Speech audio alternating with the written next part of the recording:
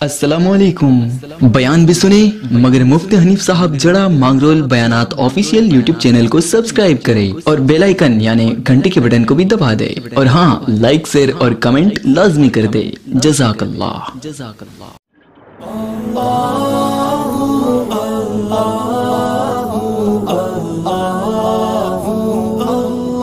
अस्सलामुअलैकुम वरहमतुल्लाह।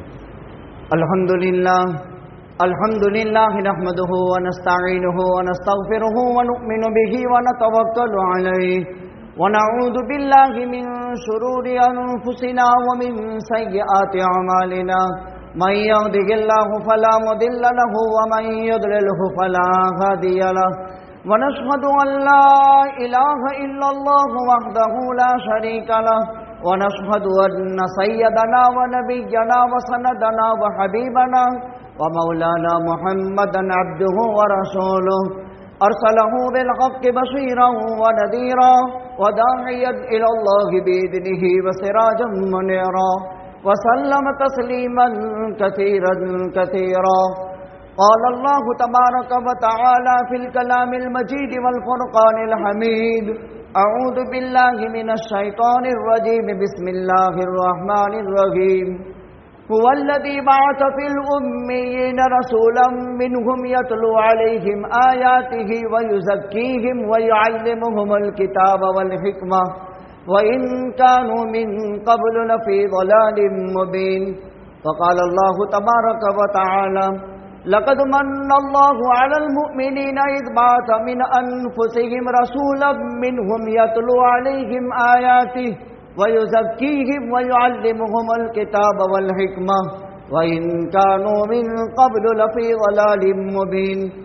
फ़क़ाल अल्लाहु तबारक व तआला कुन्तुम खैरा उम्मह उख़रिजत लिन्नास तअमुरूना बिल मअरूफ व तन्हौना अनिल मुनकर व तु'मिनूना बिल्लाह। सदक़ल्लाहुल अलिय्युल अज़ीम व सदक़ रसूलुहुन नबियुल उम्मियुल करीम व नहनु अला ज़ालिका लमिनश शाहिदीन वश्शाकिरीन। अल्हम्दुलिल्लाहि रब्बिल आलमीन। वाजिबुल एहतराम बुजुर्गों और दीनी भाइयों, अगली जुमा में एक मज़मून इल्म किसे कहते हैं, इल्म के क्या फ़ज़ाइल हैं, उलमा की क्या जिम्मेदारी है, वहाँ हज़रात की खिदमत में पेश किया था। आयत करीमा में 3 मज़मून बयान किए गए हैं।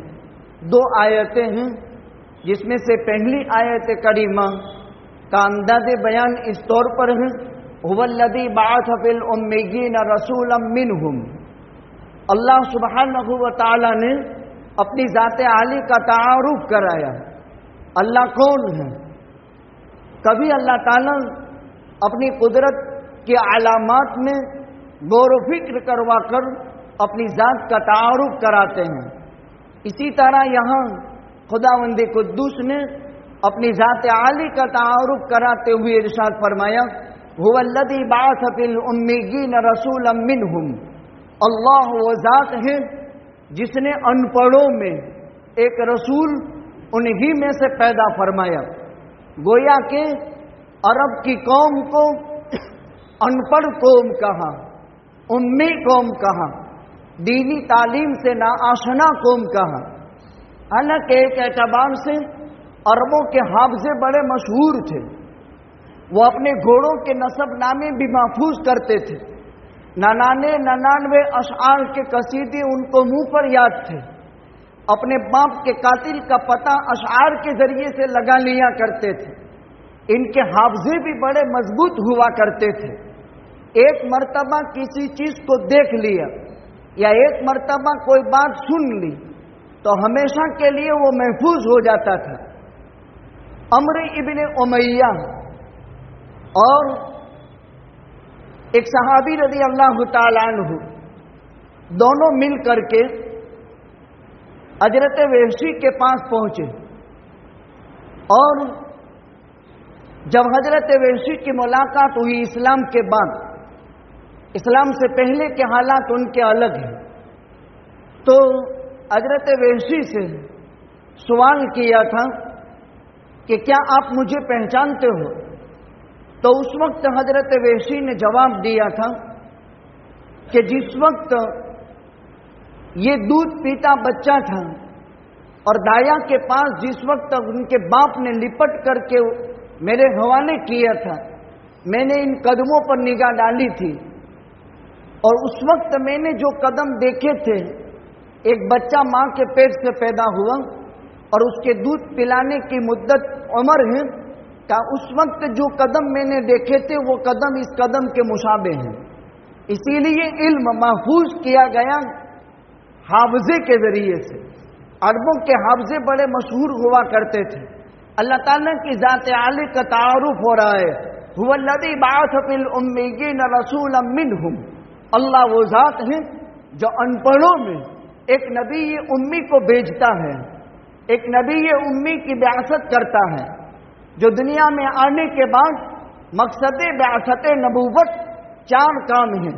یتلو علیہم آیاتہ، قرآن کریم پڑھے گا، قرآن کریم پڑھ کر سنائے گا، وَيُزَكِّيهِمْ، اور لوگوں کے دلوں کا تزکیہ کرے گا، وَيَعَلِّمُهُمُ الْكِتَابَ وَالْحِکْمَةَ، اور دوسروں کو قرآن کریم پڑھائے گا اور احادیث پڑھائے گا۔ گویا کہ مقصد بعثت نبوت کل 4 چیزیں بیان کی گئی۔ ایک، قرآن کی تلاوت جس کا تعلق قرآن کے پڑھنے کے ساتھ ہے، وَيَعَلِّمُهُمُ الْكِتَابَ وَالْحِکْمَةَ، قرآن اور حدیث کے پڑھنے پڑھانے کے ساتھ ہے، وَيُزَكِّيهِمْ، اور لوگوں کے دلوں کا تزکیہ۔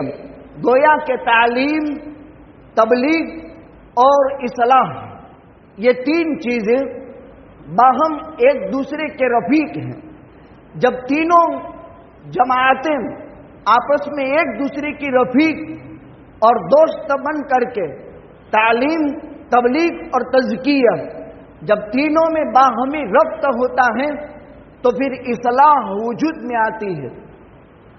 عموم اصلاح کے لیے یہ 3 طریقے بہت بنیادی ہیں۔ ایک ہے تعلیم، ایک ہے تبلیغ، اور تیسرے نمبر کے اندر جو ہے وہ تزکیہ۔ تعلیم امت کی وہ معصوم اولاد جن کے ذہن صاف ہے، جن کے قلوب پاکیزہ ہے، ذہن بھی صاف ہے، قلب بھی پاکیزہ ہے۔ انسان کے ذہن پر علم اترتا ہے اور انسان کی طبیعت پر شریعت نازل ہوتی ہے، تو ذہنی صفائی اور دل کی پاکیزگی، معصوم بچے ان کے ذہن صاف ہوتے ہیں، ان کے قلوب پاکیزہ ہوتے ہیں، تو ذہنی صفائی اور قلب کی پاکیزگی اور استاد کے قلب سے طالب علم کے دل پر علم شریعت کو پہنچایا جاتا ہے۔ علم عصری اور علم شرعی میں فرق یہ ہے کہ دنیا کے علوم یہ کورس ہے، یہ آلات کے ذریعے سے علم حاصل کیے جاتے ہیں، جبکہ علم شریعت قلب اطہر محمد الرسول اللہ صلی اللہ علیہ وسلم سے نکلا ہے۔ آپ عمر شریف کے 40 برس میں اپنے دولت قدے سے نکل کر غار ہیرا تشریف لے گئے، جو مکہ مکرمہ سے 3 میل کے فاصلے پر مینا کی طرف جاتے ہوئے بائیں ہاتھ پر پڑتا ہے۔ تقریباً یہ 3 بائیں 6 ساڑھے 6 فٹ کا یا 4 بائیں 7 فٹ کا ایک کمرہ ہے، جو اللہ تعالیٰ نے عبادت ہی کے لیے گویا بنایا ہے۔ اس کی وجہ ہی ایسی ہے کہ جہاں بیٹھے بیٹھے 3 عبادتیں ہو سکتی تھی، ایک خلوت ہوتی تھی، ایک عبادت ہوتی تھی اور ایک رویت رب البیت ہوتا تھا۔ ایک حالت میں 3 عبادتیں جمع ہوتی تھی، تخلیہ، ایکاد گرہن، علم آخرت اور دنیا کے علوم کے حصول کے لیے مخلوق سے کٹ کر کے خلوت کے بغیر علم حاصل نہیں ہوتا، یکسو ہونا پڑے گا، جھمیلوں میں علم نہیں ملتا، اسی لیے ماحول سے نکال کر مدرسوں کے حوالے کیا گیا اور ایک ماحول بنا۔ دیکھیے ہمارے بچے اپنے گھروں میں ہیں، اگرچہ گھر عالم کا ہے، گھروں میں حفاظ قرآن ہیں، لیکن بچہ نہ کتاب کو ہاتھ لگائے گا نہ قرآن کو ہاتھ لگائے گا۔ یہ مجمع جتنا یہاں ہے، رمضان میں کتنا قرآن پڑھا، اور رمضان کے بعد شوال کا مہینہ پورا ہونے آیا، کیا ایک مرتبہ بھی قرآن کھلا ہے؟ وہ تو لاک ڈاؤن کی وجہ سے گھروں میں رہتے ہوئے ہم قرآن بھی پڑھا کرتے تھے۔ کیا ہم نے صبح میں اٹھ کر کے یاسین شریف پڑھی ہے؟ کیا ہم نے مغرب کے بعد تبارک الذی بیدہ الملک، سورہ ملک اور سورہ سجدہ اور سورہ واقعہ پڑھی ہے؟ ماحول سے دین بنتا ہے، دین وجود میں آتا ہے اور انسان کی غفلت ختم ہوتی ہے۔ اسی لیے جب ماحول تعلیم کا نہ ہو تو پھر ایک جنگل راج ہو جاتا ہے۔ اولاد کی تربیت میں تعلیم بنیادی حیثیت رکھتی ہے، اور تعلیم کے بغیر جہالت انسان کی ذات میں ہے۔ جہالت کو پیدا کرنے کے لیے علم کی ضرورت نہیں، اور علم جہالت کو دور کرنے کے لیے علم کی ضرورت ہے۔ تو دیکھیے، ہم خود اپنے آپ کا محاسبہ کریں کہ جب ماحول نہیں ہوتا ہے تعلیم اور تعلم کا، پڑھنے پڑھانے کا، سیکھنے سکھانے کا، درس و تدریس کا کوئی ذمہ داری ہی نہیں، تو آدمی کتاب دیکھتا ہے۔ ورنہ نعم الجلیس اذا خلوت کتابا، بہترین ساتھی تنہائیوں میں انسان کی کتاب ہے، اور وہ ایسی کتاب ہے کہ وہ جب انسان اکیلا ہوتا ہے تو اس سے دل لگی کیا کرتا ہے۔ نعم الخلوت، نعم الحبیب، نعم الجلیس اذا خلوت کتابا، بہترین دوست تنہائیوں میں کہ انسان کے لیے اس کی کتاب ہے، وہ اس کو خلوت میں دل لگی کا سامان پیدا کرتا ہے۔ ایسا وفادار ساتھی ہے کہ جب اس کو کوئی راز حوالے کیا جاتا ہے تو اپنا راز کسی کے سامنے وہ بیان نہیں کرتا ہے۔ اسی لیے طالب علم کو کتاب کے مطالعے کی طرف توجہ دی جاتی ہے۔ تو آقا صلی اللہ علیہ وسلم اپنی عمر شریف کے 40ویں برس میں مکہ مکرمہ سے نکل کر غار حرا کی خلوتوں میں آپ گئے۔ 6 مہینہ تخلیہ کیا۔ جب 6 مہینہ تخلیہ ختم ہوا، آقا کے قلب اطہر پر آسمان سے جبریل اللہ کا یہ پیغام لے کر کے تشریف لائے۔ اس سے پہلے بھی جبریل کی آمد ہوتی تھی، بھئی بیت المال کا چندہ ہے، للہ صدقہ کے ذریعے سے پیٹی کے اندر امداد کرتے جائیں۔ تو آقا صلی اللہ علیہ وسلم نے تخلیہ فرمایا۔ 6 مہینہ تخلیہ، ایکاد گرہن ہوا۔ دیکھو، یہ علم آخرت ہے، یہ شریعت کا علم ہے، یہ قرآن کا علم ہے، یہ اللہ کا علم ہے۔ اس کو لینے کے لیے آقا نے کیا اہتمام کیا؟ آپ نبی الانبیاء، آپ افضل الانبیاء والمرسلین، آپ کل کائنات کا خلاصہ، آپ خداوند قدوس کے بعد سب سے بزرگ بالا برتر، لیکن علم کے اشتیاق میں، تعلیم کے حصول کے شوق میں آپ نے گھر چھوڑا اور آپ غار حرا تشریف لے گئے۔ اس وقت کا غار حرا اور آج کا غار حرا زمین آسمان کا فرق۔ آج تو لاکھوں کروڑوں انسان وہاں زیارت کر چکے، اس وقت آقا نے اس جگہ کو پسند کیا، اس لیے کہ یہاں 3 عبادتیں جمع ہوتی تھی، خلوت بھی ہوتی تھی، ایکاد گرہن بھی ہوتا تھا، عبادت بھی ہوتی تھی، اور بیٹھے بیٹھے بیت اللہ نظر آتا تھا۔ آج غار حرا جبل نور کی چوٹی پر پہنچ جائے تو بھی بیت اللہ نظر نہیں آئے گا۔ اس وقت آبادی نہیں تھی، بلند عمارتیں نہیں تھی، اس قدر پھیلاؤ نہیں تھا، اس قدر برق چمک نہیں تھی، تو بیٹھے بیٹھے بیت اللہ نظر آتا تھا۔ اور جو آدمی النظر الی الکعبۃ محض الایمان، کعبہ کو خالی یوں دیکھے تو پکے مسلمان ہونے کی علامت، اور ایک مرتبہ بیت اللہ پر دیکھے تو 20 رحمتیں اس پر نازل ہوتی ہیں۔ جب 6 مہینے کا زمانہ پورا ہوا، آقا کے قلب اطہر پر جبریل امین قرآن لے کر کے آئے اور آقا کو دبایا، 3 مرتبہ دبایا۔ اب کوئی یوں سوال کرے کہ جبریل کتنا بڑا فرشتہ جس کے 600 پر اور ایک پر اتنا بڑا کہ قوم لوط کو ہلاک کرنے کے لیے جب اللہ نے جبریل کو بھیجا تو اس نے پر پھیلایا، آسمان سے لے کر کے زمین تک، اور اس قوم کی زمین کے نیچے پر مارا اور پوری قوم کو اٹھا کر کے آسمان پر لے گیا اور پھر آسمان سے اوندا کر دیا اس قوم کو۔ اتنا بڑا طاقتور فرشتہ اور آقا کو دبائے تو آقا کا قلب اطہر جبریل کی بھینچاؤ کو اور دبوچنے کو کیسے برداشت کر سکتا ہے؟ لیکن یاد رکھیں، کل کائنات کا خلاصہ ہم سب کے آقا تاجدار مدینہ جناب محمد الرسول اللہ صلی اللہ علیہ وسلم میں بیک وقت دنیا میں 4000 انسانوں کی طاقت تھی. وہ نبی آخر الزمان، وہ افضل الانبیاء والمرسلین، وہ ہم سب کے آقا جناب محمد الرسول اللہ صلی اللہ علیہ وسلم 4000 انسانوں کی طاقت رکھتے تھے زمین میں. اگر یہ 4000 دنیا کے انسان مراد ہوں تو بات الگ ہے، لیکن بعض علماء نے لکھا 4000 جنتی مردوں کی طاقت آقا میں دنیا میں تھی. لیکن زندگی بھر آقا نے کبھی کسی کو تماچا نہیں مارا، کسی پر ظلم نہیں کیا، کسی کے ساتھ بے انصافی نہیں کی، کسی کے ساتھ بے اعتدالی نہیں کی، نہ غلام کو نہ کسی کو، نہ معرکۂ جہاد میں اعلان کلمت اللہ ہو رہا ہے اور اللہ کے دشمنوں کی گردنیں ماری جا رہی ہے، آقا کی تلوار سے کبھی کوئی قتل نہیں ہوا. اتنی بڑی طاقت کے مالک ذات تو جبریل کا دبانا کیسے برداشت نہیں کر سکتے؟ لیکن جب 4 آیتیں جبریل آقا کے قلب میں اتاری تھی، دل میں، یہ فرق سمجھ رہے ہیں؟ میں دونوں میں فرق سمجھا رہا ہوں. علم آخرت اور علم دنیا میں بنیادی فرق یہ ہے. اسی لیے انٹرنیٹ کے ذریعے سے اس کو خاطر خواہ اس میں فائدہ نہیں ہوتا ہے کہ نیٹ سے مدرسہ پڑھا دیا جائے، کیونکہ یہ قلب سے نکلا ہے اور قلب میں اتارا جاتا ہے، دل سے نکلا ہے اور دل میں اتارا جاتا ہے.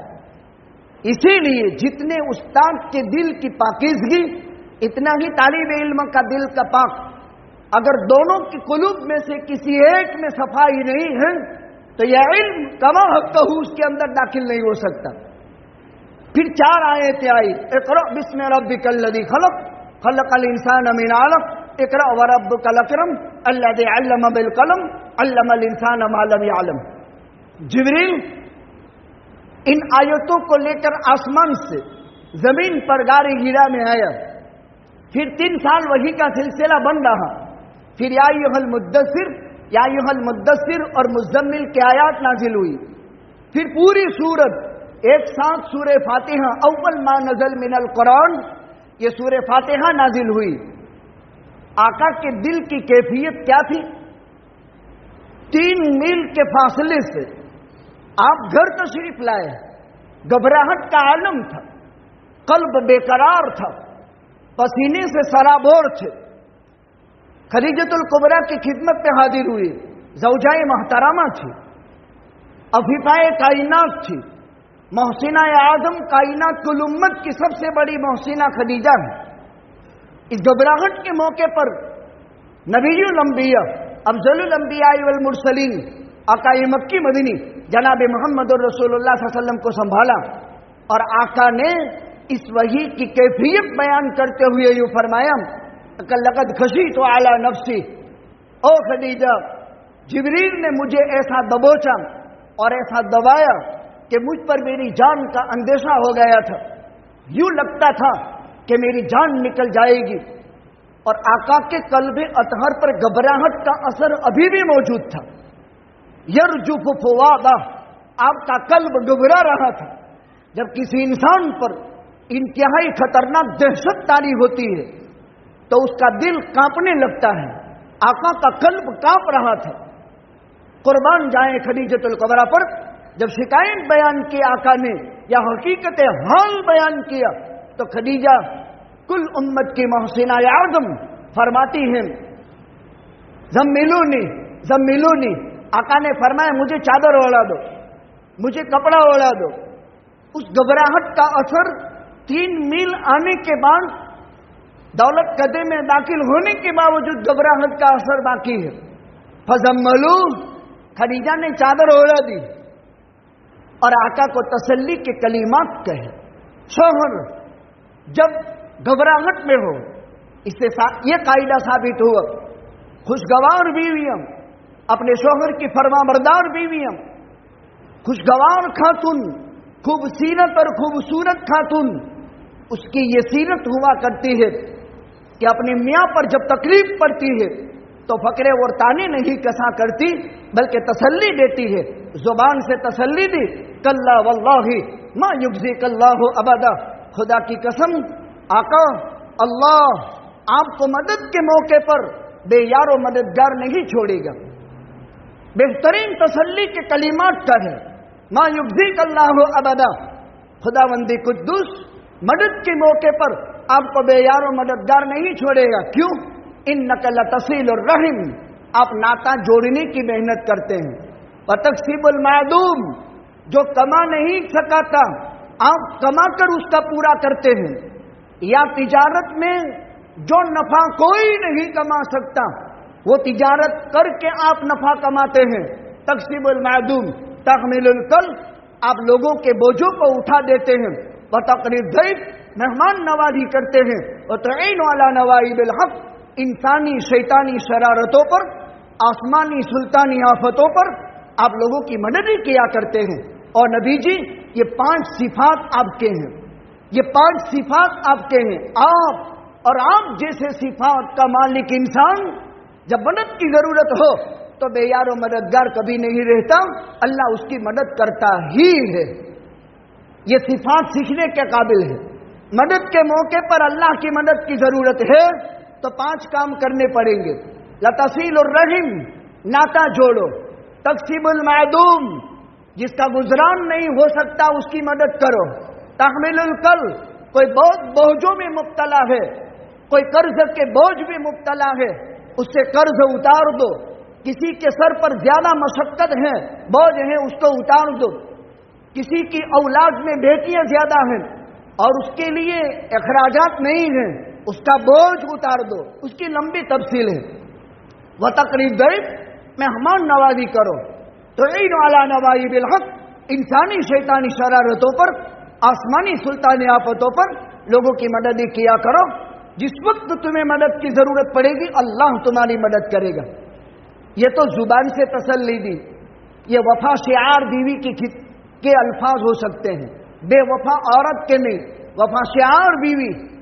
اور یہ تو عفیفہ کائنات تھی، 3 بچوں کی ماں ہیں، ابو حالہ ابن زرارہ تیمی سے نکاح ہوا، ہند اور حالہ 2 بیٹے پیدا ہوئے، انتقال کے بعد عتیق ابن عائض مخزومی سے نکاح ہوا، ان سے ہند بیٹی پیدا ہوئی، 3 بچوں کی ماں ہیں، 40 سال کی عمر ہے، ڈبل بیوبی کا داغ لگا ہوا ہے، لیکن عرب کے خویلد ابن اسد سب سے بڑے مالدار باپ کی بیٹی ہے، شریف خاتون ہے، جاہلیت کی رسومات سے پاک ہے، طاہرہ کے لقب سے یاد کی جا رہی ہے، سارے سرداران قریش نکاح کے خواہش مند ہیں، 3 بچوں کی ماں ہیں، ڈبل بیوہ کا داغ لگ چکا ہے، سب نکاح کے خواہش مند ہیں۔ وہ سیرت کی خوبی کی وجہ سے، صورت کی خوبی تو تھی، خوبصورت بھی تھی، خوب سیرت بھی تھی، بڑے دولت مند تاجر کی بیٹی تھی اور خود بھی بہت مالدار تھی۔